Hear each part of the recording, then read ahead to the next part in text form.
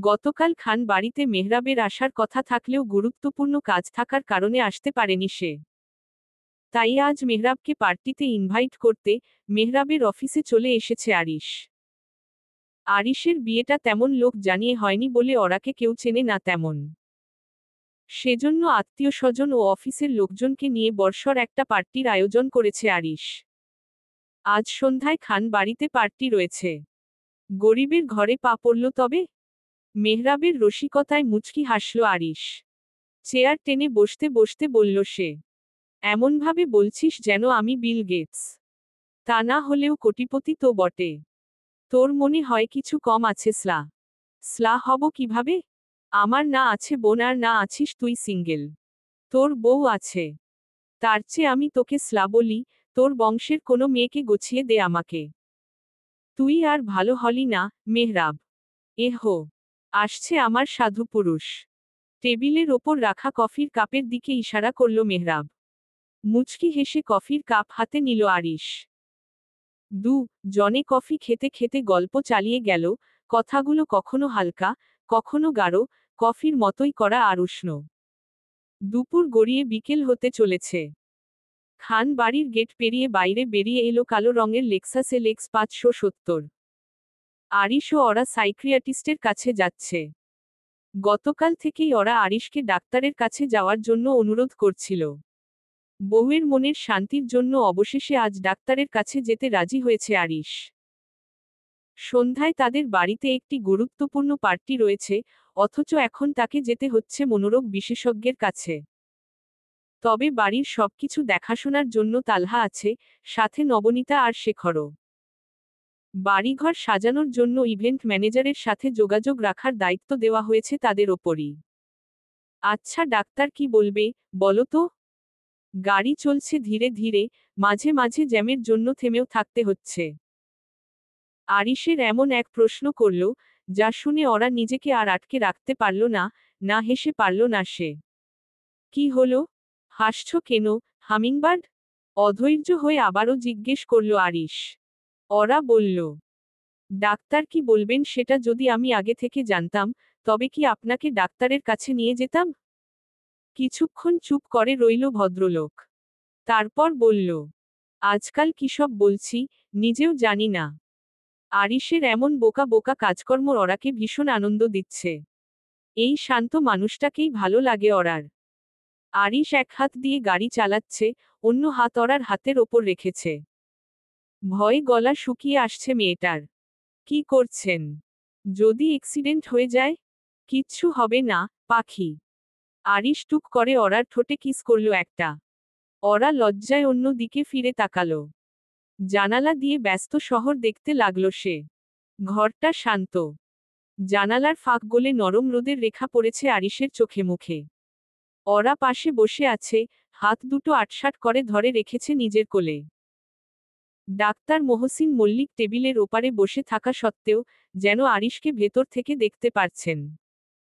চশমার পেছনে থেকে তার চোখ দুটো স্থির, পর্যবেক্ষণশীল। আপনার নাম আরিশ, তাই তো? ডাক্তার জিজ্ঞেস করলেন, স্বরটা কোমল কিন্তু দৃঢ়। আরিশ কেবল মাথা ঝাঁকালো। গলার কাছে একটা অদৃশ্য গিঁট বেঁধে ছিল হয়তো, কথা বেরোল না। বাবা হারানোর পর কখনো আরিশের মনে কিছু হারানোর ভয় ছিল না। কিন্তু আজ তার অবচেতন মন ভীষণ ভয় পাচ্ছে। ওরাকে হারানোর ভয়। ডাক্তার কি বলবেন সেসব শুনে ওরা কিরকম প্রতিক্রিয়া দেখাবে সেই ভেবে চুপচাপ হয়ে গেছে আরিশ। ওরা মাঝে মধ্যে আউর চোখে আরিশকে দেখছে। মানুষটাকে কখনো এমনভাবে চুপ করে বসে থাকতে দেখেনি সে। ওরা হালকা শ্বাস ফেলল, তারপর নিজেই শুরু করল। সবকিছু খুলে বলেছি, ডাক্তার। এখন আপনি বলুন। আমার এতটুকুই বলার ছিল। ডাক্তার চুপ করে শুনছিলেন। মাঝে মাঝে খাতায় কিছু টুকে নিচ্ছিলেন। আরিশ। ডাক্তার মহসিন মল্লিক এবার সরাসরি তার চোখে চোখ রাখলেন।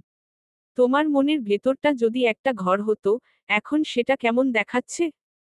আরিশ অনেকক্ষণ চুপ থেকে বলল, অন্ধকার। জানালা নেই। দরজা বন্ধ। বাইরে কেউ দাঁড়িয়ে আছে, আমি জানি, কিন্তু আমি খুলে দিতে পারছি না। ডাক্তারের ঠোঁটের কোণে হালকা নরম হাসি খেলল। বেশ, তাহলে আমরা আজ সেই দরজাটার দিকে একটু এগিয়ে যাই। বসা থেকে উঠে দাঁড়িয়ে আবারও বলতে লাগলেন তিনি। মিস্টার আরিশ, আপনার ভেতরে অনেক রাগ। কিন্তু এই রাগটা হঠাৎ করে আসেনি। এটা অনেক পুরনো। ছোটবেলার ভাঙা স্মৃতি, অবহেলা, ভয়, আর ভালোবাসা না পাওয়ার ব্যথা সব মিলে আপনার ভেতরে একটা অদৃশ্য আগুন জ্বলছে, যেটা আপনি কন্ট্রোল করতে পারেন না। মহসিন মল্লিক আরিশের দিকে তাকিয়ে আছেন, চোখে গভীর দৃষ্টি। আপনি হয়তো কখনো ভালোবাসা দেখেননি, কেমন হয় আদর তা শিখতে পারেননি। আপনার মা আপনাকে মেরেছেন, আর বাবাকে অপমান করতে দেখেছেন। তাই আজ আপনি ভেবেছেন, শক্ত না হলে ভালোবাসা চলে যাবে। আপনি নিজের স্ত্রীকে ধরে রাখতে চাচ্ছেন, কিন্তু আপনি তাকে দমন করছেন। এটাকে ভালোবাসা বলে না, মিস্টার আরিশ। এটা হলো ট্রমা রেসপন্স। ডাক্তার ধীরে ধীরে বলতে থাকলেন। আপনার মধ্যে কমপ্লেক্স পিটিএসডি আর অ্যাটাচমেন্ট ডিসঅর্ডার এর লক্ষণ রয়েছে। আপনি ভয় পান হারিয়ে যাওয়ার, দুর্বল হয়ে পড়ার। আর সেই ভয় আপনাকে টক্সিক কন্ট্রোলে ঠেলে দিচ্ছে। আপনি পজেসিভ, কারণ আপনার ভেতরের শিশুটা এখনো ভয় পায়। ডাক্তার মহসিন একটু থামলেন। আরিশ ও ওরা জনেই উনার দিকে তাকিয়ে আছে। তিনি আবারও বলতে লাগলেন। আপনি অসুস্থ নন, আরিশ। আপনি আহত। কিন্তু সেই আঘাত না সারালে আপনি আরও অনেককে আঘাত করবেন। আপনি কি চাইবেন আপনার সন্তানও একদিন আপনার মতো হয়ে উঠুক? ঘরটা হঠাৎ নিঃশব্দ হয়ে গেল। আরিশ নড়ল না, কিন্তু ওর চোখের কোণে চিকচিক করে উঠল জল। ও তা লুকাতে চাইল না। অনেকদিন পরে হয়তো নিজেকে লুকানোর প্রয়োজন বোধ করল না। ওর শক্ত হয়ে থাকা চোয়াল আস্তে আস্তে ঢিলে হয়ে এলো, ঠোঁট কাঁপতে শুরু করল। ওরা চুপ করে তাকিয়েছিল। কখন যেন ওর হাতটা আরিশের হাতের ওপর রাখল, আরিশ ওরার দিকে তাকালো একবার। ওরা চোখের পলক ফেলে ভরসা দেওয়ার চেষ্টা করল। দীর্ঘ নিঃশ্বাস ফেলে বলল আরিশ। আমি আমি এরকম হতে চাইনি। আমি আসলে জানিই না, কিভাবে এমন হলাম। ডাক্তার মহসিন একটু এগিয়ে এলেন, কণ্ঠটা নরম। আপনি জানতেন না, ঠিক। কিন্তু এখন জানছেন। এইটা শুরু, নিজেকে চেনার, ভাঙাগুলো জোড়া লাগানোর শুরু। আপনি প্রস্তুত থাকলে আমরা একসাথে সেটা করতে পারি। আরিশ এবার একবার চোখ মুছল, তারপর মাথা নিচু করে ফিসফিস করল, আমাকে বদলাতে হবে। ওরার জন্য, আমার ভবিষ্যৎ প্রজন্মের জন্য। ডাক্তার হালকা হাসলেন। তবেই আমরা আজ সত্যিকার চিকিৎসা শুরু করলাম। উনি ঠিক হয়ে যাবেন তো? ওরার কণ্ঠে সংশয়। ডাক্তার মহসিন মুচকি হাসলেন। যতটুকু সমস্যা আছে সেটা চলে যাবে। ঠিকমতো কাউন্সিলিং দরকার শুধু। কিন্তু কিন্তু কি ডাক্তার? আপনার হাজবেন্ড এমনিতেই ওভার পজেসিভ, রাগী। এবং সেই সাথে আপনাকে ভীষণ ভালোবাসেন। ডাক্তারের মুখে এমন কথা শুনে লজ্জা পেল ওরা। আরিশের ঠোঁটের কোণে হাসির রেখা ফুটে উঠেছে। আজ তাহলে আসছি, স্যার। বাড়িতে অনুষ্ঠান আছে। ফোনে যোগাযোগ করে, কাউন্সিলিং এর জন্য আসব পরে। Okay, mister Arish. Thank you. Welcome, dear. ওরাকে নিয়ে ডাক্তারের চেম্বার থেকে বেরুলো আরিশ। সন্ধ্যার নরম আলোয় খানবাড়ি যেন আলোয় স্নান করছে। গেট থেকে শুরু হয় চোখ ধাঁধানো রাজকীয়তা, ব্ল্যাক অ্যান্ড গোল্ড প্যালেটের ডিজাইনে তৈরি ইলেকট্রিক গেটের দুপাশে লাগানো দামি আর্ট ইনস্টলেশন। পুরো গেট জুড়ে ফেইরি লাইট ও স্লো মোশন এলইডি লাইটিং, যা এক বিশেষ থিম অনুযায়ী রং বদলাচ্ছে। বাড়ির মূল চত্বরে পা রাখতেই দুপাশে সারি সারি ছোট বাগানবেষ্টিত লাইট পিলার, যেগুলো স্বচ্ছ কাচের ভেতরে রাখা, আর তার মধ্যখানে জ্বলছে গন্ধযুক্ত সুগন্ধি মোমবাতি। বিশাল মার্বেলের চত্বর, মাঝখানে ওয়াটার ফাউন্টেন থেকে উঠে আসছে পানির ফোয়ারা। রেডি হচ্ছ না কেন? আরিশ পোশাক পরতে পরতে জিজ্ঞেস করল ওরাকে। বেচারি লজ্জায় অন্যদিকে তাকিয়ে আছে। কি আর করার? বর যদি এমন নির্লজ্জ হয়, তখন বউয়ের অন্য দিকে তাকিয়ে থাকা ছাড়া উপায় থাকে না। আপনি যান, তারপর আমি রেডি হয়ে আসছি। Good girl. সাজগোজের জন্য পার্লার থেকে লোকজন আনাতে চাইলাম, না করলে এখন একা একা সামলাতে পারবে? তামান্না আপু আছে তো। তামান্নার দরকার নেই। তুমি চেঞ্জ করো। আমি সাজিয়ে দেব। ওরা হকচকিয়ে গেল। হুট করেই আরিশের দিকে তাকালো।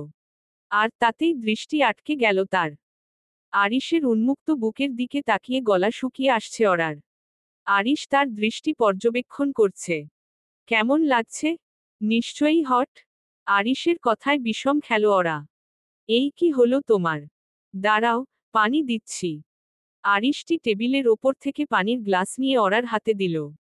বেচারি কিছুক্ষণ পর শান্ত হলো। আপনি আসলে, বাহ, তুমি ড্যাব ড্যাব করে তাকাতে পারো আর আমি বললেই দোষ? যত দোষ, আরিশ ঘোষ। আরিশের এমন বাচ্চামিতে অরার খুব ভালো লাগছে। আপনি ঘোষ নন, খান। কথার কথা ছিল। আরিশ আচমকা অরাকে নিজের সাথে জড়িয়ে ধরল। মেয়েটা নিজেকে সামলাতে আরিশের কাঁধে হাত রেখেছে। পুরুষ মানুষের এত সুন্দর হওয়া লাগবে কেন? দেখলেই হার্টবিট বাড়ার মতো সুন্দর না হলেও তো পারত এই লোক। লম্বা নিঃশ্বাস ফেলল অরা। আপনার দেরি হয়ে যাচ্ছে, আরিশ। নিচে সবাই আপনার জন্য অপেক্ষা করছে। Same to you, hummingbird. আমি যাচ্ছি, তুমি দ্রুত চলে এসো। কথা শেষে আরিশ অরার ঠোঁটে মৃদু কামড় বসাল। কিছু বলল না ওরা। আরিশ মুচকি হেসে শার্ট পরতে লাগল। ওরা আরিশকে রুমে রেখে ওয়াশরুমের দিকে এগোল। পার্টিতে সবাই নিজেদের মতো কথাবার্তা বলছে। তালহা অফিসের লোকজনের সাথে হেসে হেসে কথা বলছে। পরনে তার নেভি ব্লু ট্রাউজার আর সাথে টার্টলনেক ইন্নার ও ওপরে হালকা ব্লেজার। সাবিহা এক কোনায় নিজের মতো দাঁড়িয়ে আছে। পরনে তার একটা মেটালিক রঙের ফ্লোর লেংথ গাউন, কানে স্মার্ট হুপ কানের দুল, হাতে মিনিমাল জুয়েলারি, চুল হালকা কার্ল করে এক পাশে টানা। এই শহরে তার পরিচিত কেউ নেই। লোকজনের যাওয়া আসা দেখা ছাড়া পার্টিতে কোনো কাজ নেই। হঠাৎ সিঁড়ির দিকে নজর পড়তেই চমকাল সাবিহা। সিঁড়ি বেয়ে ধীরে ধীরে নামছে তেজরিন খান আরিশ। তার পরনে high end designer black suit slim fitted. ভেতরেও ব্ল্যাক শার্ট, সাথে সেইম কালারের টাই। হাতে রোলেক্স ঘড়ি। মুখ জুড়ে হালকা স্টাবল দাড়ি, চুল ব্যাকসেট করা। সাবিহা নিজের চোখ ফেরাতে পারছে না। আনন্দে নাচছে তার মন। আরিশের দিকে এগোতেই যাবে এমন সময় আরিশের পেছনে থেকে ওরা বেরিয়ে এলো। অরার পরনে মৌভ পিঙ্ক রঙের সফট গাউন, যার কাপড় এতটাই হালকা যে বাতাসে তার পাশ ফুঁড়ে পাপড়ির মতো দুলে উঠছে। গাউনের বুকের অংশে সূক্ষ্ম লেস আর হাতা ছিল ট্রান্সপারেন্ট ফুল স্লিভ, যার মাঝে মাঝে নরম মুক্তোর কাজ। কোমরটা একটু টাইট কাটে ফিট করা, নিচ থেকে ফ্লেয়ার্ড। চুল খোলা, কিন্তু পুরোটা নয়। সামনের দুটো লক একটুখানি ঘুরিয়ে তুলে পেছনে আটকানো, মাঝখানে ছোট্ট একটা পার্ল ক্লিপ। কানে ঝুলছে ছোট্ট হোয়াইট স্টোনের দুল, আর গলায় এক ফোঁটা ডায়মন্ডের পেন্ডেন্ট। আরিশ অরার হাত ধরে রাজকীয় ভঙ্গিতে নিচে নেমে আসছে। পার্টিতে এখন সবাই শুধু মিস্টার এন্ড মিসেস খানকে দেখতে ব্যস্ত। সাবিহার আগে ফুঁসছে। এই জমকালো আয়োজনের মধ্যমণি হিসেবে ওরাকে সহ্য করতে পারছে না সে। হাতে হাতে কাজ করে চলেছে তামান্না। আজকে তাকেও বেশ দারুণ লাগছে। আরিশ তামান্নার জন্যও নতুন পোশাক আনিয়েছে। তবে তামান্না বলে কয় সাদামাটা পোশাক আনিয়েছে। একটা সিম্পল কিন্তু স্মার্ট কুর্তি প্যালাজ্জো সেট, ল্যাভেন্ডার কালারের। তালহা আওর চোখে মাঝে মধ্যে দেখছে তাকে। তবে সেটা তামান্না টের পাচ্ছে না। অতিথিদের সাথে কথা বলছে আরিশ, পাশেই ওরা দাঁড়িয়ে আছে। আরিশ সবার সাথে আলাপ করিয়ে দিচ্ছে তাকে। এর মধ্যে মেহরাব এলো। তাকে দেখেই আরিশ দরজার দিকে এগোলো। এত দেরি হলো কেন? আরিশ মেহরাবকে জড়িয়ে ধরে শুধালো। জবাবে মিষ্টি করে হাসল মেহরাব। কথা বলতে বলতে সামনের দিকে এগোলো দুজন। ঢাকার জ্যাম যে কেমন, সেটা তো অজানা নয় তোর। তা ঠিক বলেছিস। ভাবি কোথায়? ওই যে, দাঁড়িয়ে আছে। চল আলাপ করবি। জনে হাসিমুখে অরার দিকে এগোলো। ওরা অতিথিদের সাথে হাসিমুখে কুশল বিনিময় করে যাচ্ছে। এর মধ্যে মেহরাবকে পরিচয় করিয়ে দিল আরিশ। জনে স্বাভাবিক কথাবার্তা বলল কিছুক্ষণ।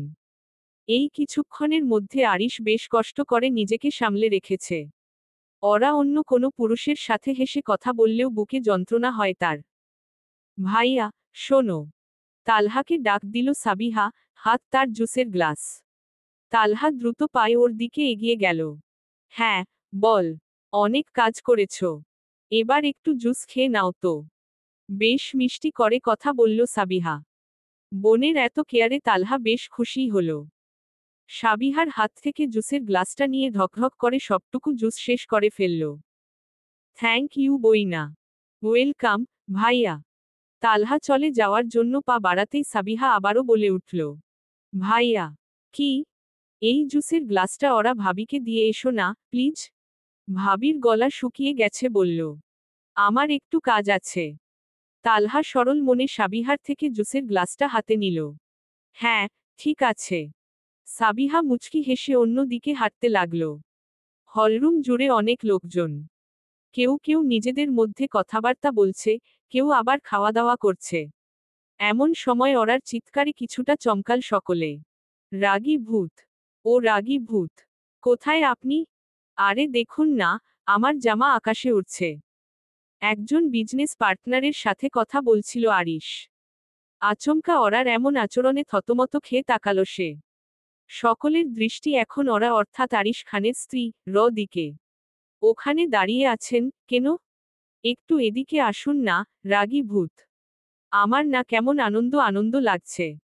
আহা কি আনন্দ, আকাশে, বাতাসে। ওরার অবস্থা দেখে কারোরই বুঝতে অসুবিধা হচ্ছে না, সে অতিরিক্ত ড্রিঙ্কস করেছে। আরিশ ওরার দিকে এগোচ্ছে। এক কোনায় দাঁড়িয়ে মুচকি মুচকি হাসছে সাবিহা। তালহা কিছুটা দোটানায় পড়ে গেছে। তার দেওয়া জুস খেয়েই কি ওরার এই হাল? নাকি এমনি ড্রিঙ্ক করেছিল? পাখি, কি হয়েছে? এমন করছো কেন?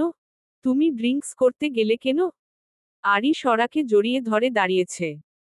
কেউ কেউ সেদিকে না তাকিয়ে নিজেদের মধ্যে কথা বলাবলি করছে। ওরা আরিশের চুলগুলো টেনে দিয়ে বলল, বেশ করেছি। রাগী ভূত একটা, সব সময় রাগ করে। আমাকে ব্যথা দেয়। সব জায়গায় ব্যথা। আরিশ ওরার মুখ চেপে ধরে। মেকি হেসে ইশারায় তালহা এবং মেহরাবকে এদিকটা সামলে নিতে বলল। তালহা ও মেহরাবও ইশারায় সম্মতি দিল। ফলে আরিশ ওরাকে কোলে তুলে নিয়ে বেডরুমের দিকে যেতে লাগল। ওরা এখনো নিজের মতো বকে যাচ্ছে। আরিশ দ্রুত ওকে নিয়ে বেডরুমে ঢুকে বিছানায় শুইয়ে দিল। ওরার কপালে, গালে, গলায় হাত দিয়ে চেক করল শরীর ঠিক আছে কিনা। তারপর আরিশ দূরে সরতে গেলে ওরা তার হাত ধরে ফেলল। পিটপিট করে তাকিয়ে বলল, আমাকে ছেড়ে যাবেন না। আমার সাথে থাকুন, রাগী ভূত। আরিশ ফিক করে হেসে উঠল। রাগী ভূত! কি অদ্ভুত একটা নাম। মনে মনে তাহলে এসব বলে ডাকে ওরা? আরিশ বেশ মজা পেল তাতে। কিন্তু কথা হলো, এত হাই ডোজের অ্যালকোহল কেন পান করল ওরা? থাকুন, না। আমি আছি, হামিংবার্ড। তোমার নেশা ছাড়ানোর ব্যবস্থা করতে হবে। 2 মিনিট শুয়ে থাকো। আমি নিচে সবার উদ্দেশ্য কিছু বলে আসছি। 2 মিনিট, কিন্তু? হ্যাঁ, 2 মিনিট। পাক্কা? হ্যাঁ, শিওর। যাই। যান। ওরার হাতে কিস করে রুম থেকে বেরিয়ে গেল আরিশ। কখন থেকে তামান্নার পিছু পিছু ঘুরছে তালহা। কিন্তু বেচারা কথার সুযোগটা পাচ্ছে কই? তামান্না আজ তালহাকে পাত্তাই দিচ্ছে না। এই তামু। কি হয়েছে? আরে শোনো না। আমার হাতে অনেক কাজ এখন। পরে কথা শুনব। তালহা অধৈর্য হয়ে গেছে। হুট করে তামান্নার সামনে গিয়ে দাঁড়ালো সে। চমকাল তামান্না। তালহা এক পা সামনে এগিয়ে শুধালো। কি হয়েছে, বলো? আপনি একটা বোকা, মাথা মোটা। এবার সত্যিই বোকা বনে গেল তালহা। গলা খাকারি দিয়ে শুধালো। শোনো তামান্না ভাটিয়া, তুমি এভাবে বলতে পারো না আমাকে। কি করেছি আমি, হ্যাঁ? কি করেননি তাই বলুন। আপনার পেতনি মার্কা বোন জুস দিল আর আপনি সেটা ভাবিকে দিলেন কেন? আপনি বুঝতে পারেন না, সাবিহা আপা, ওরা ভাবিকে সহ্য করতে পারে না। আপনার বোন আরিশ ভাইকে পছন্দ করে। এজন্যই সব সময় ভাবিকে বিপদে ফেলতে চায়। বোকারাম কোথাকার! তামান্নার কথাগুলো হজম করতে কিছুটা সময় লাগলো তালহার। তবে বুঝতে অসুবিধা হলো না। বিষয়টা নিয়ে তালহা নিজেও ভেবেছিল একবার, জুস খেয়েই ওরার ওরকম হয়েছে। কিন্তু সাবিহা যে এতটা নীচ কাজ করতে পারবে সেটা ভাবনায় আনতে পারেনি তালহা। আমি আসলেই বুঝতে পারিনি তামু। আমি সাবিহার সাথে কথা বলবো। এভাবে অন্যের সংসারে সমস্যা সৃষ্টি করলে ওর কপালেও শনি আছে। হয় ঠিকমতো লেখাপড়া করবে নয়তো বিয়ে দিয়ে দেব। তালহার কথায় তামান্না বেশ খুশি হয়েছে। মুচকি হাসল সে। এবারে ঠিক আছে। তালহা কেসে উঠল একবার, তারপর মুচকি হাসল। এখন বলো, আমি বোকারাম? মোটেও না। হ্যাঁ, বুদ্ধি একটু কম কিন্তু পুরোপুরি না। তামান্না এই কথা বলে দ্রুত অন্যদিকে চলে গেল। বেচারা তালহা একা একাই দাঁড়িয়ে রইল সেখানে। মেহরাব। আরিশের ডাক শুনে মেহরাব পিছনে ফিরে তাকালো।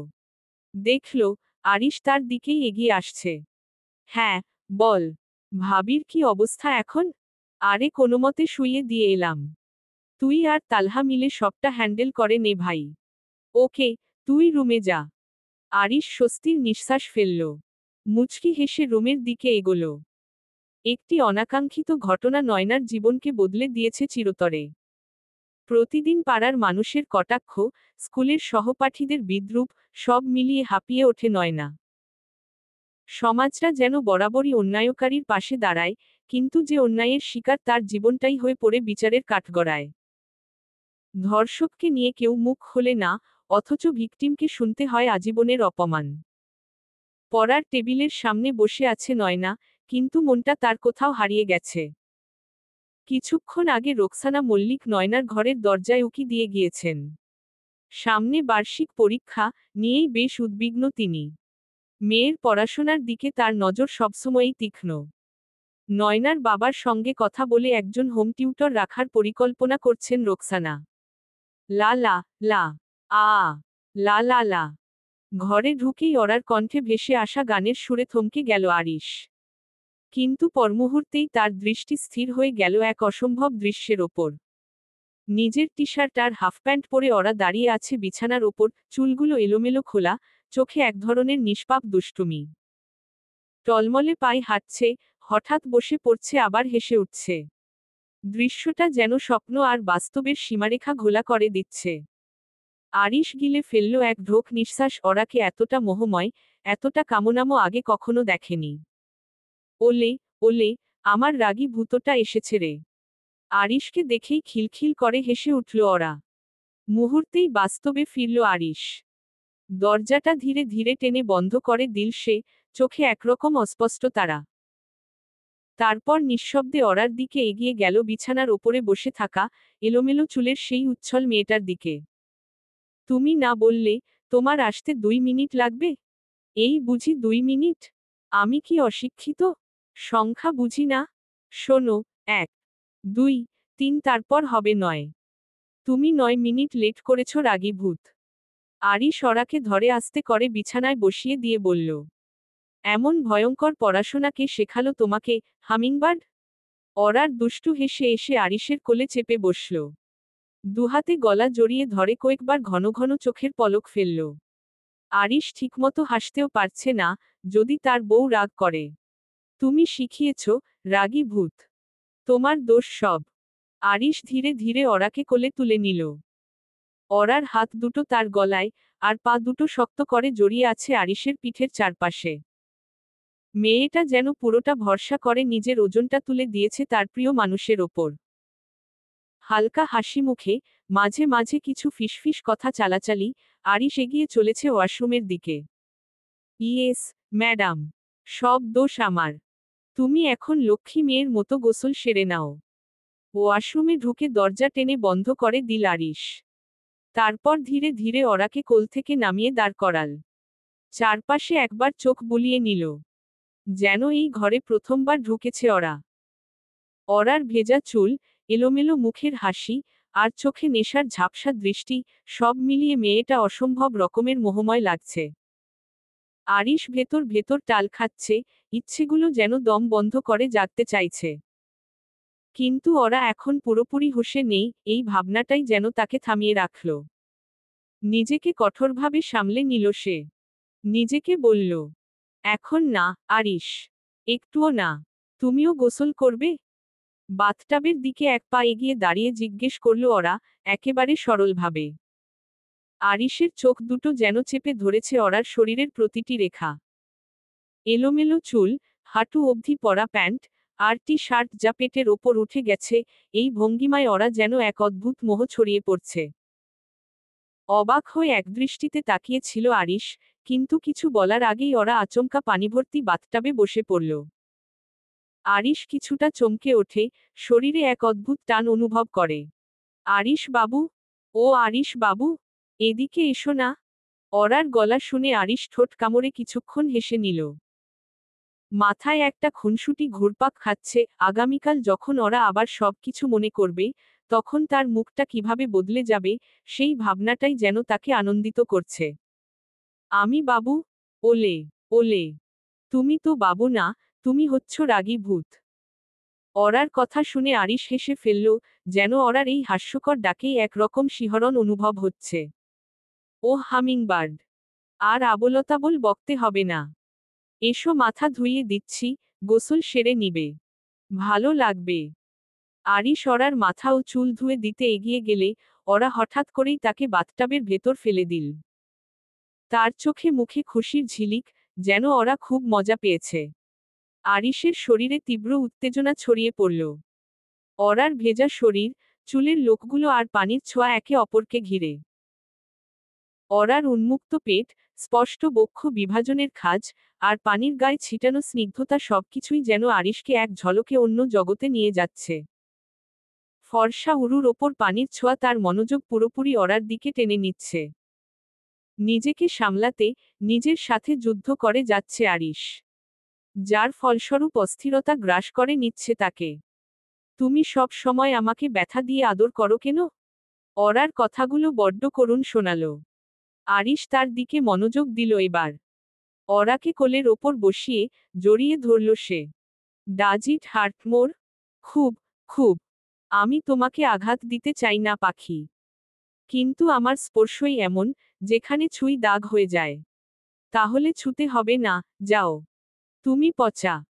তোমার কাছাকাছি না এসে তো আমি থাকতে পারবো না, পাখি। এই যে এখন দূরে আছি, কেবল তোমার সম্মতির অপেক্ষায়। কিসের সম্মতি? আরিশের কপালে আঙুল ছুঁয়ে শুধালো ওরা। তোমাকে নিজের করে নেওয়ার জন্য সম্মতি। না, করেছে কে? মুচকি হাসল আরিশ। অরার হাতটা ধরে কপাল থেকে নিচে নামিয়ে আনল। মাতাল অবস্থায় কেউই এসবে না করে না, হামিংবার্ড। ওরা কিছু বলল না। এক মুহূর্তের জন্য আরিশ স্থির হয়ে রইল, কিন্তু তারপর অরার আচমকা কাছাকাছি চলে আসা তার মনোযোগ পুরোপুরি টেনে নিল। অবাক করে দিয়ে, ওরা ধীরে ধীরে আরিশের ঠোঁটের দিকে এগোতে শুরু করল। শুকনো ঢোক গিলল আরিশ, যেন তার গলা আটকে এসেছে। তার হৃৎস্পন্দন দ্রুত হয়ে উঠল, যেন হৃদয় তার বুকের ভেতরটা ভেঙে বের হয়ে আসতে চাচ্ছিল। ওরা এখন একদম তার ঠোঁটের কাছে, দুজনের মধ্যে একটা অবর্ণনীয় উত্তেজনা সৃষ্টি হয়েছে। Don't do this, hummingbird. I won't be able to control myself. পরে তুমি কষ্ট পাবে, তোমার খারাপ লাগবে। Please don't do this. আমি এটাই করব, রাগী ভূত। ওরা জানে না সে আগুনে ঘি ঢালতে চলেছে। সেই আগুন যার তাপ সহ্য করার ক্ষমতা ওরার নেই। আরিশ ওরাকে থামাতেও পারবে না। তার ভেতরের কামনাবাসনা তাকে ওরাকে থামাতে দিচ্ছে না, মনে মনে চাইছে ওরা তাকে গভীরভাবে ছুঁয়ে দিক। তারপর ওরা আরিশের ঠোঁটে নিজের ঠোঁট ছুঁয়ে দিল। এরপর সে তার চুলগুলো শক্ত করে আঁকড়ে ধরে ঠোঁটের সমস্ত মধু পান করতে শুরু করল। আরিশ দুবার লম্বা নিঃশ্বাস ফেলল, তারপর ওরার কোমরে শক্ত করে হাত রাখল। সে নিজেকে পুরোপুরি অনুভূতিতে মগ্ন করে দিল, যেন মুহূর্তটি তার জন্য এক নতুন অনুভবের জায়গা হয়ে উঠেছে। ধীরে ধীরে ব্যথায় বিষিয়ে উঠল ওরার কোমল ঠোঁট। মেয়েটা এখন সরে যেতে চাইছে, কিন্তু উন্মাদ আরিশের আগ্রাসী থাবা তাকে সরতে দিচ্ছে না। কিছুক্ষণ পর আরিশ বুঝতে পারল, ওরা এখন নড়াচড়া করছে না। বুকটা ধক করে উঠল, যেন এক মুহূর্তের জন্য সময় থেমে গেছে। ওরা জ্ঞান হারিয়ে ফেলেছে। আরিশের শরীর থেমে গেল, নিঃশ্বাসের গভীরতা আরও বেড়ে গেল। তার মন দুর্বিষহ অনুভূতির মধ্যে আটকে গেল। নিজেকে সামলানো কঠিন হয়ে পড়ছে। কয়েক মিনিট এমনই বসে রইল সে, মনে মনে নিজেকে বোঝাতে চেষ্টা করছিল এই উত্তেজনা, এই আবেগ, এসব সঠিক কিনা। মনে মনে নিজেকে অনেক কিছু বোঝাতে লাগল। ওরা এখন নিজের মধ্যে নেই, বেহুশ সে, এই মুহূর্তে কিছু করা সম্ভব না। এটা অন্যায়। ওরা জানলে ভীষণ কষ্ট পাবে। না, আরিশ, তুই যথেষ্ট বুঝদার। এমন করতে পারিস না তুই। মেয়েটা হুঁশে নেই, তাকে দেখভাল করতে হবে। নিজেকে নিজেই মোটিভেট করতে লাগলো আরিশ। পার্টি শেষে সবাই যার যার বাসায় চলে গিয়েছে। বাসার লোকজনও যার যার রুমে চলে গিয়েছে, কেবল সাবিহা ড্রয়িং রুমে বসে আছে। মেহরাব বাসায় ফেরেনি। আরিশের সাথে দেখা করে তারপর বাসায় ফিরবে। সাবিহার দিকে তাকাতেই কিছুটা ভাবুক হয়ে গেল মেহরাব। তারপর মনে পড়ল, কিছুক্ষণ আগে এই মেয়েটাই তালহাকে একটা জুসের গ্লাস দিয়েছিল। আর তারপর কি হয়েছে সেটা সবাই জানে। ক্রুর হাসল মেহরাব। ধীর পায়ে সাবিহার দিকে এগোতে লাগল। হেই বিউটি কুইন, একা একা বসে আছো কেন? আচমকা পুরুষালী কণ্ঠ শুনে মাথা উঁচিয়ে সামনে তাকালো সাবিহা। সাদা রঙের পোশাকে শ্যামবর্ণ মেহরাবকে দারুণ লাগছে। সেটা আপনাকে কেন বলবো? হু আর ইউ? Nice question. না বললে, বলতে হবে না। তুমি জাস্ট আমাকে এটা বলো, ওরা ড্রিঙ্কসে তুমি অ্যালকোহল মিশিয়েছিলে কেন? চমকাল সাবিহা, এই ভদ্রলোক কিভাবে জানলেন সেসব? ইতস্ততভাবে বলল সাবিহা। কিসব বলছেন? ভুল কিছু তো বলিনি, বিউটি কুইন। তামান্না? তামান্না? আরিশের আগমনে নড়েচড়ে বসল সাবিহা। মেহরাব বসা থেকে উঠে দাঁড়ালো। তোর জন্য অপেক্ষা করছিলাম। ভাবি কেমন আছে এখন? সিঁড়ি বেয়ে নিচে নেমে এলো আরিশ। এখনো ভেজা জামাকাপড় পরে আছে সে। সমস্ত শরীর থেকে পানি পড়ছে। আগের মতোই। ঠিক হয়ে যাবে। তোর এই হাল কেন? আর বলিস না। যাকগে, সাবধানে যাস। ওকে দোস্ত। পরে দেখা হবে। আরিশ হাসিমুখে বিদায় দিল মেহরাবকে। এর মধ্যে তামান্নাও ড্রয়িং রুমে এসে উপস্থিত হয়েছে। ভাইয়া ডেকেছেন? হ্যাঁ, রুমে যা। তোর ভাবির জামাকাপড় রাখা আছে, চেঞ্জ করিয়ে দে। তামান্না মাথা নেড়ে দোতলার দিকে এগোলো। সাবিহার ঠোঁটের কোণে মুচকি হাসি ফুটেছে। নিজের বউয়ের পোশাক চেঞ্জ করার জন্য অন্য কাউকে বলার মানে হলো নিশ্চয়ই ওদের মধ্যে স্বামী স্ত্রীর সম্পর্ক নেই। আনন্দে নাচতে ইচ্ছে করছে সাবিহার। আরিশ ধীর পায়ে দোতলায় যাচ্ছে। ওরাকে অন্যভাবে দেখলে কোনোভাবেই নিজেকে সামলাতে পারত না আরিশ, সেই কারণেই তামান্নাকে জামাকাপড় চেঞ্জ করতে পাঠালো। ঘড়িতে সময় রাত 12:11। আকাশে মেঘ করেছে, ঠান্ডা হাওয়া বইছে। গ্রীষ্মকালের সময়টা এমনি হয়। যখন তখন কালবৈশাখীর আনাগোনা লেগে থাকে। দরজার বাইরে ভেজা শরীরে দাঁড়িয়ে আছে আরিশ। ভেতরে তামান্না ওরাকে জামাকাপড় চেঞ্জ করিয়ে দিচ্ছে। সাবিহা পা টিপে টিপে এদিকেই আসছে। আরিশের সাথে ওরার সম্পর্কটা ঠিক কেমন সেটা সুস্পষ্ট জানা না সত্ত্বে শান্তি নেই তার। হয়েছে? তামান্না ঘরের দরজা খুলতেই আরিশ প্রশ্ন ছুড়ে দিল। হ্যাঁ, আমি যাচ্ছি ভাইয়া। কিছু দরকার হলে ডাক দিবেন। তামান্না ঘর থেকে বেরিয়ে দরজার বাইরে দাঁড়িয়েছে। আরিশ ঘরে ঢুকে দরজা আটকে দিতে দিতেই বলল, এখন কিছু লাগবে না। তুই গিয়ে ঘুমা। ঠিক আছে। তামান্নাকে এগিয়ে আসতে দেখে সাবিহা চুপচাপ সিঁড়িতে দাঁড়িয়ে রইল। দেখা হলো দুজনের। কিছু লাগবে আপনার? না। আচ্ছা। তামান্না শোন। তামান্না চলে যেতে পা বাড়াতেই সাবিহা দাঁড় করিয়ে দিল তাকে। তামান্না শুধায়, কিছু বলবেন? ওরা ভাবিকে তুই চেঞ্জ করিয়ে দিলে কেন? সাবিহার প্রশ্নে থতমত খেয়ে গেল তামান্না। সত্যি বলতে এই প্রশ্নের উত্তর সে নিজেও জানে না। আরিশ কেমন তামান্নাও একটু আধটু জানে, সবকিছুই তার কানে আসে। কিন্তু সেই মানুষ তার বউয়ের জামাকাপড় অন্য একটা মেয়েকে দিয়ে কেন করালো সেটাই বুঝতে পারছে না বেচারি তামান্না। আমি নিজেও জানি না। ওহ। তামান্না কথা বাড়ালো না। নিজের কাজে চলে গেল। সারারাতের ঝড়ের আঘাতে প্রকৃতির স্বাভাবিক রূপ ব্যাহত হয়েছে। রাতে ভালো ঘুম হয়নি আরিশের। ওরার পাশে বসে থেকেছে, আবার একদৃষ্টিতে তাকিয়ে থেকেছে অনেকক্ষণ। মাঝে মধ্যে বুকের ভেতর জড়িয়ে ধরেও রেখেছে। কিন্তু না, কিছুতেই ঘুম আর আসেনি আরিশের। তার মতো কন্ট্রোললেস পুরুষের জন্য বউয়ের থেকে এভাবে দূরত্ব বজায় রাখা আর যুদ্ধ করা সমান। কিন্তু কি আর করার? বাচ্চা বউ তার। ওরা আরিশের থেকে গুণে গুণে 14 বছরের ছোট। তার ওপর নিজের খালার মেয়ে। যতই রাগারাগি করুক, জোরাজুরি করুক সেসব কেবল মানসিক অস্থিরতা থেকে। কিন্তু আরিশের প্রকৃত আচরণ এমন না, মনে মনে সেও একজন ভালো মানুষ। আমি কোথায়?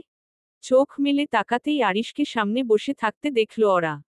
উন্মুক্ত শরীরে, হাফ প্যান্ট পরে বসে আছে সে। চোখে মুখে ক্লান্তির ছাপ স্পষ্ট।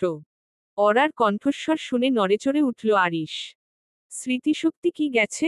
অরা ধীরে ধীরে উঠে বসল। আশেপাশে নজর বুলাতে লাগল। মাথাটা এখনো কেমন ঝিমিয়ে আছে তার। চোখ বন্ধ করে সবকিছু মনে করতে গেলে গতকালের রাতের ঘটনাগুলো আবছা আবছা মনে পড়ছে। না, ঠিক আছি আমি। আমার ওরকম কেন হয়েছিল? আরিশ অরার কপালে এলোমেলো চুলগুলো কানের পাশে গুজে দিল। অরাকে ধরে কোলে বসালো। তপ্ত নিঃশ্বাস ছাড়ল অরা। সব সময় এমন ঘেঁষাঘেঁষি করতে হবে কেন? সেটা তো আমি জানি না হামিংবার্ড। তবে শীঘ্রই জেনে যাব। কিভাবে? জানতে পারবে অবশ্যই। এখন চলো ব্রেকফাস্ট করে নিবে। আজকের আরিশের ব্যবহারে অবাক হয় ওরা। এই আরিশই কি সেই মানুষটি, যে বিয়ের রাত থেকে তাকে মানসিক, শারীরিক নির্যাতন করত? কেমন রাগী রাগী চোখে তাকাত সবসময়, একটু হলেই জোরাজোরি করত। মানুষ একজনই আছে, তবে বদল ঘটেছে অনেক। ভালোবাসার অভাব একটা মানুষকে তিলে তিলে শেষ করে দেয়। একটা সময় সে নিজেকে এমনভাবে গড়ে নেয় যে, তাকে দেখলেও ভয় লাগে। অরার অন্যমনস্ক হয়ে থাকা বেশ খেয়াল করছে আরিশ। কি হয়েছে, হামিংবার্ড? নাথিং। চলুন। হ্যাঁ, চলো। বিছানায় অসুস্থ হয়ে পড়ে আছেন সুলাইমান মল্লিক। গতকাল থেকে ধুম জ্বর। এজন্য অরার শ্বশুর বাড়ির পার্টিতেও যেতে পারেনি কেউ। নয়নাকে অবশ্য একাই যেতে বলেছিলেন তিনি, কিন্তু নয়না একা যায়নি। আরিশ ওনাদেরও পার্টিতে নিমন্ত্রণ জানিয়েছিল। বাবা ঔষধ খেয়েছ সকালে? চুল বিনুনি করতে করতে বাবার ঘরে এলো নয়না। দুদিন হলো নিয়মিত স্কুলে যাওয়া শুরু করেছে সে। এর আগে মাঝে মধ্যে যেত। কারণ সহপাঠী, পাড়া প্রতিবেশীদের অদ্ভুত দৃষ্টি আর কথাবার্তা বিষের মতো লাগে নয়নার। কিন্তু এখন নিজেকে শক্ত করে নিয়েছে মেয়েটা। জীবন মানেই যুদ্ধ। বাঁচতে হলে লড়াই করে বাঁচতে হবে। এখানে পিছুপা হওয়ার কোনো সুযোগ নেই। কে কি বলল এসব গায়ে না মেখে সামনের দিকে এগিয়ে যেতে হবে। জীবনে সবার কথা শুনতে নেই। কিছু লোকজনের কথা এক কান দিয়ে শুনে অন্য কান দিয়ে বের করে দিতে হয়, নিজেকে ভালোবাসতে পারলেই জীবন সুন্দর। হ্যাঁ। স্কুলে যাচ্ছিস? জি, বাবা। ঠিক আছে। সাবধানে যাস। আর হ্যাঁ, তোর মায়ের কাছে টাকা দিয়েছি, কি সব কিনবি বললি গতকাল? ওই আইলিন না মশকরা? বাবার কথায় হো হো করে হেসে উঠল নয়না। আইলিন না বাবা, আইলাইনার। আর মশকরা না মাস্কারা হবে। ওই হলো, একই কথা। তোর মা তো সাজগোছ করতেন না তেমন। সেজন্য আমিও এসব চিনি না। লিপস্টিক আর ক্রিম পর্যন্তই চিনি। আচ্ছা, আচ্ছা। বুঝতে পেরেছি। আমি যাচ্ছি। তুমি দুপুরে ঔষধ খেয়ে নিও। সোলাইমান মল্লিক মুচকি হেসে মাথা নাড়লেন। নয়না হন্তদন্ত হয়ে ঘর থেকে বেরিয়ে গেল। এমনিতেই দেরি হয়ে গেছে। দ্রুত পা না চালালে আরো দেরি হয়ে যাবে। বাইরে সন্ধ্যার অন্ধকার নামতে শুরু করেছে। কাচের জানালা জুড়ে শহরের ঝিকিমিকি আলো। অফিসের আলো আধারি ঘরে কম্পিউটারের স্ক্রিনে ভেসে থাকা ফাইলের ছায়া দুজনের মুখে পড়ে আছে। ঘড়ির কাঁটা 6টা পেরিয়ে গেছে। ম্যানেজার তাইমুম ডেস্কের উপর রাখা ফোনটা রেখে গম্ভীর ভঙ্গিতে আরিশের দিকে তাকালো। স্যার, মিলান থেকে কল এসেছিল। তার কণ্ঠে চিন্তার ছাপ স্পষ্ট। লিগ্যাল অডিট ইস্যু, সিগনেচার জালিয়াতির অভিযোগ উঠেছে। আর কয়েকটা গুরুত্বপূর্ণ ডিল ঝুলে গেছে। আপনাকেই যেতে হবে। আরিশ নীরবে কিছুক্ষণ তাকিয়ে রইল জানালার বাইরে। ঝলমলে শহরের মাঝেও তার চোখে ঘনীভূত অন্ধকার। ইতালিতেও অফিস আছে তার। কিন্তু সেখানে বছরে 2 কিংবা 3বারের বেশি যাওয়া হয় না তার বিশ্বস্ত কর্মচারী সব। তারাই সবকিছু সামলে রাখে। আরিশের বাবার স্বপ্ন ছিল ইতালিতে ব্যবসা করা, আর সেই স্বপ্ন পূর্ণ করতেই বছর 5 আগে ইতালিতে নিজেদের অবস্থান তৈরি করতে শুরু করেছিল তেজরিন খান আরিশ। কেউ আমার নামে সাইন করেছে? আরিশের গলা নরম, কিন্তু তীক্ষ্ণ। হ্যাঁ স্যার, ওদের ধারণা এটা অভ্যন্তরীণ কাজ। তদন্তে আপনার উপস্থিতি জরুরি। পরিস্থিতি দ্রুত খারাপ হচ্ছে। আরিশ চেয়ার থেকে উঠে দাঁড়ালো। ব্লেজারের কলার ঠিক করে নিল। চোখে যেন আগুন আর বরফ একসঙ্গে খেলা করছে। মানুষ বরাবরই বিশ্বাসের মর্যাদা রাখতে পারে না। তারাও পারেনি। অভ্যন্তরীণ কাজ মানে অফিসের কেউ না কেউ করেছে। আমি যাচ্ছি। আগামীকাল সকালের ফ্লাইট ঠিক করো।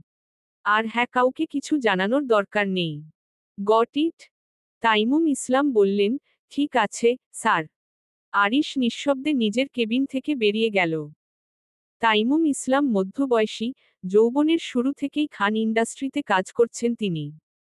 ড্রয়িং রুমে বসে আছে তালহা। তামান্না রাতের খাবারগুলো গরম করছে, মাঝে মধ্যে তালহা গিয়ে রান্নাঘরে উকি দিচ্ছে। কিন্তু তামান্না বিশেষ পাত্তা দিচ্ছে না তাতে। হঠাৎ কলিংবেলের শব্দে নড়েচড়ে উঠল তামান্না। এই সময় কে আসতে পারে সেটা ভালো করেই জানে সে। ওরা নিজের ঘরে। গতকাল রাতে কি হয়েছিল সেসব মনে করতে চেয়েও মনে করতে না পারায় বেশ বিরক্ত। বিরক্তিতে বসা থেকে উঠে দাঁড়াচ্ছে, আবার দাঁড়ানো থেকে বসে পড়ছে। এমন ছটফট করছো কেন, আরিশ? ওরা গলা খাকারি দিয়ে সোজা হয়ে দাঁড়িয়ে নিজের জামাকাপড় টেনেটুনে ঠিক করার চেষ্টা করে বলল। কই, না তো, মানে ছটফট করছি না তো। আরিশ ব্লেজার খুলে বিছানায় ছুঁড়ে ফেলল। শার্টের বোতামগুলো আলগা করতে করতে ওরার দিকে এগোচ্ছে। চেহারা দেখেই বোঝা যাচ্ছে সেটা।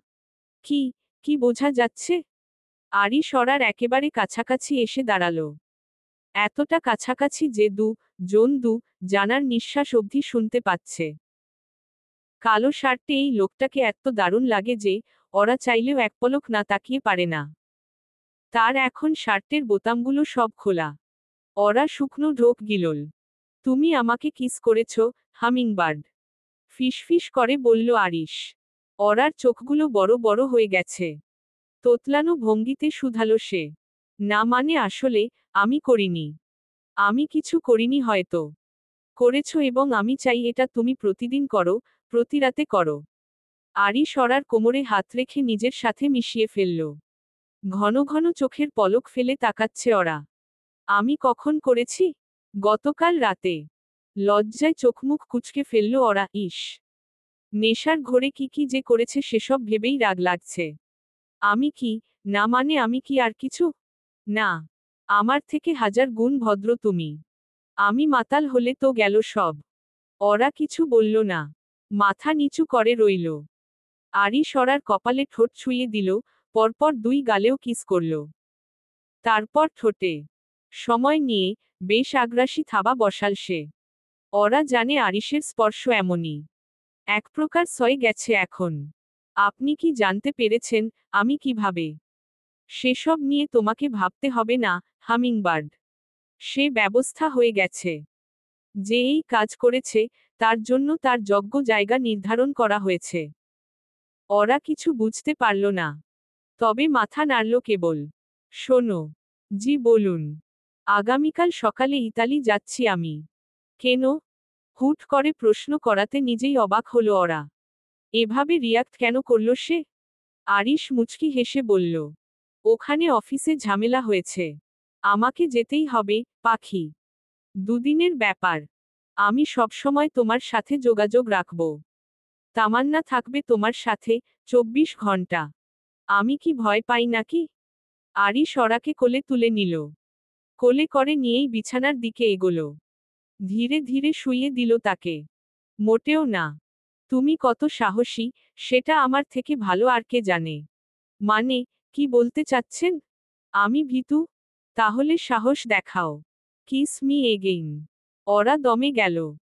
ফ্যালফ্যাল দৃষ্টিতে তাকিয়ে রইল কেবল। ওরার এমন অবস্থা দেখে জোরে হেসে উঠল আরিশ। থাক, আপাতত ডিনার করতে চলো। সকালে ফ্লাইট আছে, গোছগাছ করতেও হবে। আমি ফ্রেশ হয়ে আসছি। আরিশ বসা থেকে উঠে শার্ট খুলে রেখে ওয়াশরুমের দিকে এগোতে এগোতে বলল। ওরাও উঠে বসেছে। ঠিক আছে। পোরোতা নুয়োভা এলাকার স্কাইস্ক্র্যাপার বিল্ডিংয়ে অবস্থিত অফিসটি দেখে মনে হয় সিনেমার কোনো দৃশ্য। কাচে ঢাকা 18 তলা বিল্ডিংয়ের করিডোরে হাঁটছে আরিশ। চোখে কালো সানগ্লাস, কালো রঙের কোট। রিসেপশনে দাঁড়িয়ে এক তরুণী ইতালিয়ান উচ্চারণে বলল। Sir, the board is waiting for you. Arish সামান্য মাথা নেড়ে ভেতরে ঢুকল। কনফারেন্স রুমে ভেতরে যেন টানটান উত্তেজনা। সিএফও, লিগ্যাল হেড এবং একজন নতুন মুখ, লিনা রিচ্চি, কোম্পানির নিউলি অ্যাপয়েন্টেড ক্রাইসিস অ্যাডভাইজর। তিনি এক তরুণী, চোখে ক্যাট আই গ্লাস, মাথায় খোলা চুল, ঠোঁটে গাঢ় লাল লিপস্টিক। চমৎকার ইতালিয়ান ইংরেজি মিশ্রণে কথা বলেন। কনফারেন্স রুমে ভেতরে যেন টানটান উত্তেজনা। সিএফও, লিগ্যাল হেড এবং একজন নতুন মুখ লিনা রিচ্চি, কোম্পানির নিউলি অ্যাপয়েন্টেড ক্রাইসিস অ্যাডভাইজর। তিনি এক তরুণী, চোখে ক্যাট আই গ্লাস, মাথায় খোলা চুল, ঠোঁটে গাঢ় লাল লিপস্টিক। চমৎকার ইতালিয়ান ইংরেজি মিশ্রণে কথা বলেন। আরিশকে দেখেই সকলে মুচকি হাসল। নিজেদের মধ্যে হালকা কথাবার্তা শুরু করে, মিটিংয়ে মনোযোগ দিল সবাই। লিনার নজর আরিশের দিকে। এমন সুদর্শন যুবক বাংলাদেশেও থাকতে পারে সেটা আগে জানা ছিল না এই ইতালিয়ান নারীর। ঘড়িতে সময় রাত 11টা। নিজের ঘরে পায়চারি করছে ওরা। গতকাল সকালে না জানিয়েই বেরিয়ে গেছে আরিশ। ওরাকে ডাকেওনি। ঘুমিয়েছিল সে, এটাই হয়তো কারণ। কিন্তু বিষয়টা ওরার ভালো লাগেনি একদমই। অবশ্য ইতালি পৌঁছে ভিডিও কলে কথা বলেছিল আরিশ। বাংলাদেশ সময় রাত 12টায় মিলান শহরে পৌঁছায় সে। ওখানে তখন রাত 8টা। স্বাভাবিকভাবেই তখন অফিস বন্ধ। তাই জানায় মিটিং হবে পরদিন অর্থাৎ আজ। কিছুক্ষণ আগেও কল করেছিল আরিশ, বলল মিটিং এ জয়েন হবে। বাসায় ফিরতে ফিরতে একটু দেরি হতে পারে। তবে যত রাতই হোক সে ফ্রি হলেই কল করবে। ওরা যেন না ঘুমিয়ে গিয়ে তার জন্য অবশ্যই অপেক্ষা করে। কিন্তু এসব আশ্বাসের পরও আজ ওরার মন একেবারে অস্থির। সেই ওরা, যে এতদিন আরিশের থেকে দূরত্ব চাইত, আজ যেন মাত্র 2 দিনের এই দূরত্বেই হাঁপিয়ে উঠেছে। ওই আধপাগল লোকটাকে ছাড়া এক মুহূর্তও থাকতে পারছে না যেন। চারপাশটা অদ্ভুত শূন্য মনে হচ্ছে। বুকের ভেতর খালি খালি লাগছে, কেমন যেন হাহাকার জমেছে। সকাল থেকে তেমন ঘর থেকেও বের হয়নি সে। কেবল দুপুরে খাবার খেতে বের হয়েছিল, তাও অল্প। সকালেও কিছু খায়নি। আরিশকে অবশ্য মিথ্যা বলছে ওরা। সকালে খায়নি সেসব বললে আরিশ রাগ করত। খাবার খেতে ইচ্ছে হয়নি ওরার। কেন জানি গলা দিয়ে খাবার নামছিল না। তাই সে খাবার না খেয়েই রুমে চলে এসেছিল সকালে। আরিশ বলেছিল, 2 দিনের মধ্যেই ফিরবে। কিন্তু সেই 2 দিন আর ফুরায় কই? ভাবি, তামান্না এসেছে, দরজার বাইরে দাঁড়িয়ে আছে। ওরা পায়চারি বন্ধ করে দরজার দিকে তাকিয়ে বলল, হ্যাঁ, ভেতরে এসো আপু। তামান্না ধীর পায়ে ঘরে প্রবেশ করল। ওরা একটা চেয়ার টেনে ইশারায় বসতে বলল তামান্নাকে। বসবো না ভাবি। ঘরে বসে আছেন কেন? এমনি। জানি সব। কি জানো? কিছুটা অবাক হয়ে শুধালো ওরা। তামান্না মুচকি হাসল। ভাইয়া নেই বলে আপনার মন খারাপ। বিষম খেলো ওরা। তামান্না আশেপাশে তাকিয়ে টেবিলে ওপর রাখা পানিভর্তি গ্লাসটা এগিয়ে দিল তার দিকে। ধীরে সুস্থে পানি পান করল সে। মোটেও তেমন কিছু না। আচ্ছা, ঠিক আছে। বাইরে চলুন ভাবি। আপনার ননদের পেঁচার মতো মুখটা দেখতে ভালোই লাগছে আজ। সাবিহা আপুর? ভ্রু উঁচিয়ে জিজ্ঞেস করল ওরা। তামান্না হাসল। হ্যাঁ। কি হয়েছে তার? দুপুরে শুনলাম, আরিশ ভাইয়া সাবিহা আপাকে পড়াশোনার জন্য বাড়ি থেকে অন্য কোথাও পাঠাবে, বিদেশে হয়তো। ওহ, তাহলে তো ভালোই হবে। বিদেশে গিয়ে পড়াশোনা করবে। তাতে পেঁচার মতো মুখ করার কি হয়েছে? আহা! ভাবি আপনি কিছু বোঝেন না। ওরা মাথা চুলকে নিল কিছুক্ষণ। আসলেই কি কিচ্ছু বোঝে না সে? মনে মনে নিজেকেই একদফা প্রশ্ন করে নিল সে। তামান্না ওরার হাবভাব দেখে ফের বলল, আরে সাবিহা আপা তো আরিশ ভাইয়াকে পছন্দ করে। হ্যাঁ তা করে। শুধু পছন্দ না, পারলে অন্য কিছুও করত। ভেংচি কেটে বলল ওরা, কিন্তু বলার পরেই নিজের ভেতরটা কেমন চুপসে গেল। জেলাস? সে? অসহায়ের মতো তাকিয়ে রইল তামান্নার দিকে। কেন এমন লাগছে, কেন বুকটা খচখচ করছে, সেটা নিজেই ঠিক বুঝে উঠতে পারছে না এই বেচারি। সে যাই হোক ভাবি, মূলত আরিশ ভাইয়ার থেকে দূরে চলে যেতে হবে বলেই তার এই পেঁচার মতো মুখ করে থাকা। তা হঠাৎ আরিশ এমন সিদ্ধান্ত নিলেন কেন? তোমার জুসে মদ মিশিয়েছিল ওই পেতনি। ওরা চমকাল। বিস্ময় চোখ বড় করে বলল। সত্যি সাবিহা আপু করেছিল? হুম। চুপ করে রইল ওরা। মেয়েটার মনে এত বিষ। তামান্না ঘর থেকে বেরিয়ে যেতে যেতে বলল। খাবার খেতে আসুন। আমি গিয়ে খাবার গরম করছি। ওরা কোনো জবাব দিল না। এক মুহূর্তে যেন চিন্তায় ডুবে গেল। মায়ের একটা কথা ভেসে উঠল মনে। ঘর আর বর সামলিয়ে রাখতে হয়। কিছু নারী থাকে, যারা নিজে থেকেই পুরুষ মানুষের মাথা ঘোরাতে চায়। সাবিহার ক্ষেত্রে কথাটা হুবহু মিলে যাচ্ছে। তপ্ত একটা নিঃশ্বাস ছেড়ে চোখ বন্ধ করল ওরা। আরিশের ব্যাপারে সে কোনো ছাড় দেবে না, একটুও না।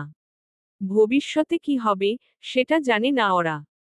কিন্তু এই মুহূর্তে, এই বর্তমানে, আরিশ তার স্বামী। আর স্বামীর ভাগ তা কোনো মেয়েই মেনে নিতে পারে না। ওরাও সেই নিয়মের বাইরে নয়। রাত 10টা, মিলান শহরের রাস্তাগুলো এখনও ভিড় আর জীবনঘনিষ্ঠতায় পূর্ণ।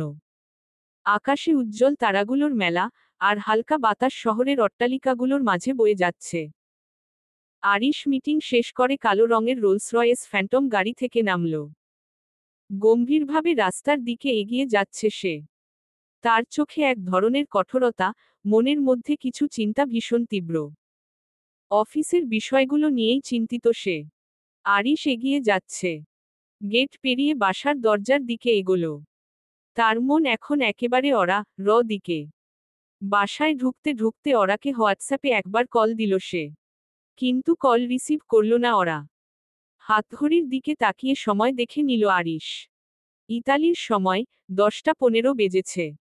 তার মানে বাংলাদেশে এখন গভীর রাত। নিশ্চয়ই ওরা ঘুমিয়ে গিয়েছে। লম্বা নিঃশ্বাস ফেলে দরজার লক ঘুরিয়ে ফ্ল্যাটে ঢুকল চুপচাপ। ডিনার আগেই সেরে নিয়েছে, তাই এখন দরকার একটা লম্বা, ঠান্ডা শাওয়ার। কিছুক্ষণ পর আরিশ ওয়াশরুম থেকে বেরিয়ে আসলো। তার শরীরের উপর থেকে টপ টপ করে পানি ঝরছে। তার ত্বক স্নিগ্ধ আর মোলায়েম দেখাচ্ছে। মাথার চুলগুলো কিছুটা ভিজে আছে, আর মুগ্ধকরভাবে তার ঘাড়ের কাছে কিছু কিছু বুদে আসছে। সে তোয়ালে দিয়ে তার গা মুছে নিচ্ছে, এক হাতে তোয়ালে ধরে, আর অন্য হাতে চুলের মধ্যে আঙুল চালাচ্ছে। তার চোখগুলো কিছুটা বিষণ্ণ, তবে সেই গভীরতা ছিল কেবল ওরার জন্য। মেয়েটাকে বড্ড মনে পড়ছে তার, 2 রাত ওরাকে ছাড়া কাটাতে হচ্ছে ভাবতেই অস্থির হয়ে উঠল আরিশ। বিছানায় বসে আবারও কল দিল ওরাকে। বাংলাদেশ সময়, রাত 2:33। ঘুমোঘুম চোখে কোনোমতে ফোনটা ধরে কানে রাখল ওরা। হামিংবার্ড। ধরফরিয়ে উঠে বসল ওরা। আরিশ কল করেছে। কিন্তু কেন? বাসায় থাকলে আবার কল দিচ্ছে কেন? চোখ ডলতে ডলতে চারপাশে তাকালো সে। ঘরের নিস্তব্ধতা যেন আরো বেশি করে বুঝিয়ে দিল কিছু একটা ঠিক নেই। হঠাৎই মনে পড়ল আরিশ তো দেশে নেই। মাথায় যেন এক ঝলক ঠান্ডা বাতাস বয়ে গেল। ঘুম আর জাগরণের মাঝে ওরার মন গুলিয়ে গিয়েছিল কিছুক্ষণ, তাই ভুলে গিয়েছিল আরিশ এই মুহূর্তে 1000 মাইল দূরে। আরিশ, আপনি কখন ফিরবেন? ওরার প্রশ্নটা শুনে, বালিশে মাথা রেখে হালকা চোখ বন্ধ করে একটু ভাবল আরিশ। ঠোঁটের কোণে মৃদু হাসির রেখা তার। আগামীকাল রাতে, সকালে ফ্লাইট। বাসায় পৌঁছাতে পৌঁছাতে হয়তো রাত 12 বেজে যাবে। ও আচ্ছা। ইয়েস, পাখি। মিস করছো আমাকে? থতমত খেলো ওরা। থেমে থেমে বলল। না। মানে আমি তো মিস করছি না। তাহলে কখন ফিরবো জিজ্ঞেস করলে কেন?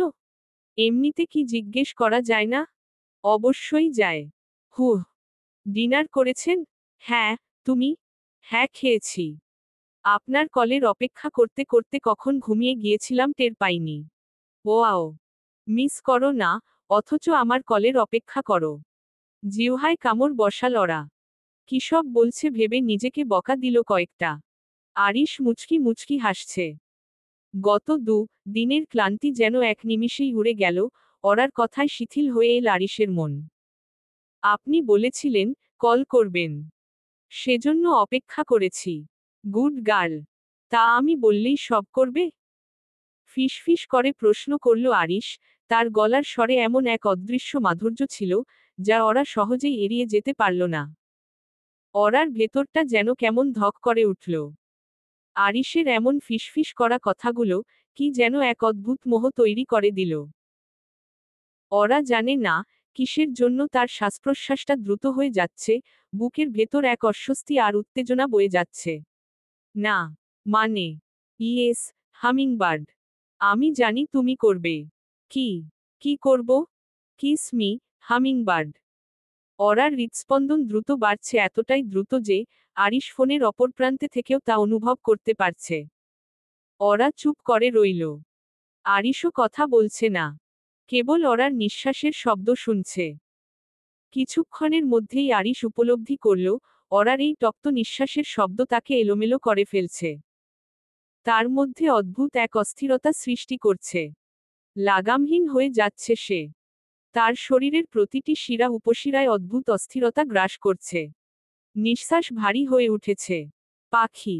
আরিশ অরাকে ডাকল। তার কণ্ঠে ব্যাকুলতা, আকুতি, মোহাচ্ছন্নতা ছিল।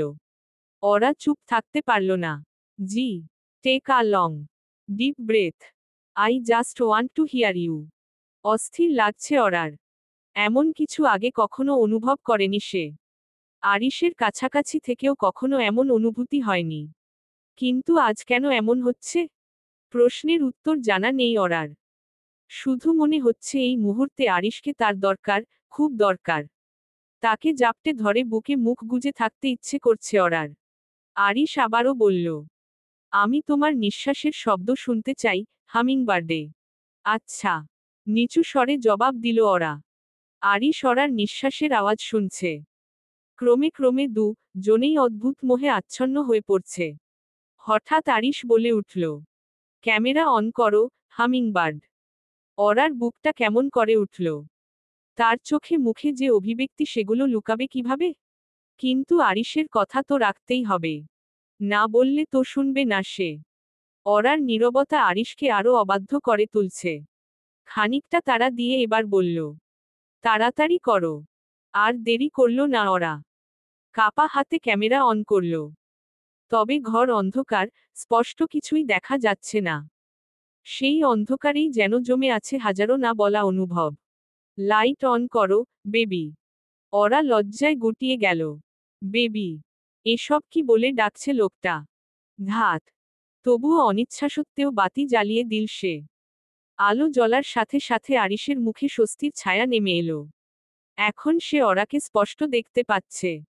মেরুন রঙের থ্রি পিস গায়ে, চুলগুলো বিনুনি করা। অরার এই ঘরোয়া রূপটা অদ্ভুতভাবে আরিশের হৃদয়ে ঢেউ তুলে দেয়। রাতে নাইট ড্রেস পরতে পারে না অরা, স্বস্তি পায় না কোনোভাবেই। তাই প্রতিদিনের মতো আজও থ্রি পিস পরে ঘুমাতে গিয়েছিল। আমার দিকে তাকাবে না? সময় নিয়ে ফোনের স্ক্রিনে তাকালো অরা। সদ্য গোসল সেরে আসা আরিশকে দেখে তার চোখ স্থির হয়ে গেল। ভেজা চুল, স্নিগ্ধ মুখ, আর উন্মুক্ত ভেজা শরীর সব মিলিয়ে এক রহস্যময়ী আকর্ষণে ভরে আছে পুরুষটা। অরার বুকের মধ্যে যেন হালকা কাঁপন উঠল।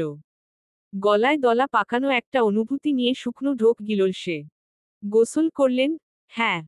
সারাদিন বাইরে ছিলাম, তাছাড়া অফিস থেকে ফিরে তো প্রতিদিনই গোসল করি। ও হ্যাঁ, তাই তো। সন্দেহ করে না, বউ পাখি। বউ পাখি। বাহ, ডাকটা তো ভীষণ কিউট। মুচকি হাসল অরা। না, না। আমি ওরকম কিছু মিন করিনি। I know all that. I was just joking. ও। আরিশ ফোনের স্ক্রিনে কপাল ছুঁয়ে নরম গলায় বলল, আমার মতো করো। একটুও না ভেবে, বিনা প্রশ্নে অরাও নিজের কপালটা ঠেকিয়ে দিল ফোনের স্ক্রিনে। তাদের মাঝে হাজার মাইল দূরত্ব, কিন্তু এই মুহূর্তে সব ম্লান কেবল একটা কাচের পর্দায় কপাল রেখে থাকা দুইজন মানুষ। এখন চোখ বন্ধ করো। অনুভব করো, আমার কপালের সঙ্গে তোমার কপাল ঠেকেছে। আরিশের কণ্ঠে মোহাচ্ছন্ন কোমলতা। অরার চোখ দুটো ধীরে ধীরে বন্ধ হয়ে আসছে। মুহূর্তে যেন সব শব্দ নিস্তব্ধ হয়ে গেছে। নিঃশ্বাসটাও আটকে আসছে হালকা করে। একটা ঠান্ডা কাচের ওপারে আরিশ, অথচ অনুভবে তার গায়ের উষ্ণতা যেন ছুঁয়ে যাচ্ছে অরার ত্বক। মুচকি হাসল অরা। তার ঠোঁটে প্রশান্তির হালকা কম্পন। হুম। আজকের রাতটা একা থাকো, আগামীকাল থেকে আর একা থাকতে হবে না। আচ্ছা। মনে হয় আমাকে কাছে পাওয়ার জন্য তুমি অপেক্ষা করছো, তাই না? আরিশের কথায় অরার মনটা একটু কেঁপে উঠল। ফোনটা সরিয়ে পেছনে ঠেলে দিয়ে একটু স্তব্ধ হয়ে গেল সে। হাতের আঙ্গুলগুলো একটু ঝিমিয়ে গেল। কিছু বলার আগে নিজের মনকে যাচাই করল সে। আমতা আমতা করে, মুখটা আড়াল করে বলল, মোটেও না, একদম না, কখনোই না। কিন্তু অরার চোখের কোণায় একটা হালকা ঝিলিক ছিল। শব্দগুলো বিশ্বাসযোগ্য না হলেও তার চোখ সবকিছু বলে দিচ্ছে। ওকে, একবার বললেই তো হয়, এতবার এভাবে বলতে হয়? আসলে আমার ঘুম পেয়েছে, আমি ঘুমাচ্ছি। সকালে ফ্লাইটে ওঠার আগে টেক্সট করবেন। রাখছি। ওরা আর কথা না বাড়িয়ে কল কেটে দিল। ফোনটা বুকে চেপে ধরে সোজা হয়ে শুয়ে পড়ল। ঘন ঘন নিঃশ্বাস ফেলতে ফেলতে চোখ বন্ধ করে ফেলল সে। মনে হচ্ছে যেন শরীরের প্রতিটি কোষ তীব্রভাবে টানছে, কিন্তু কোথাও কিছু খুঁজে পাচ্ছে না। কি হচ্ছে, কিছুই বুঝতে পারছে না সে। সমস্ত শরীর কেমন অস্থির, যেন আরিশের প্রতিটি কথার প্রভাব তার ভেতর প্রবাহিত হচ্ছে, কিন্তু সেটা কিসের প্রভাবে ঘটছে, সে নিজেও জানে না। ভোরের আলো ফুটেছে অনেকক্ষণ। ব্যস্ত শহরের ব্যস্ততা শুরু হয়ে গেছে। গতকাল রাতে দেরি করে ঘুমানোর জন্য সকালে উঠতে দেরি হয়ে গেছে অরার। 9টার দিকে ঘুম ভেঙেছে তার। ঘুম ভাঙতেই তড়িঘড়ি করে ফোন হাতে নিল, যেন কোনো অদৃশ্য শক্তি তাকে তাড়া দিচ্ছিল। আরিশের মেসেজ দেখতে পেয়ে স্বস্তির নিঃশ্বাস ফেলে ওরা। তারপর বিছানা ত্যাগ করে, ফ্রেশ হয়ে রুম থেকে বেরিয়ে ডাইনিং রুমের দিকে এগোতে লাগল সে। ওরা কোথায় তামান্না? তাসলিমা খাতুনের প্রশ্নে কিছুটা ভাবুক হয়ে গেল তামান্না।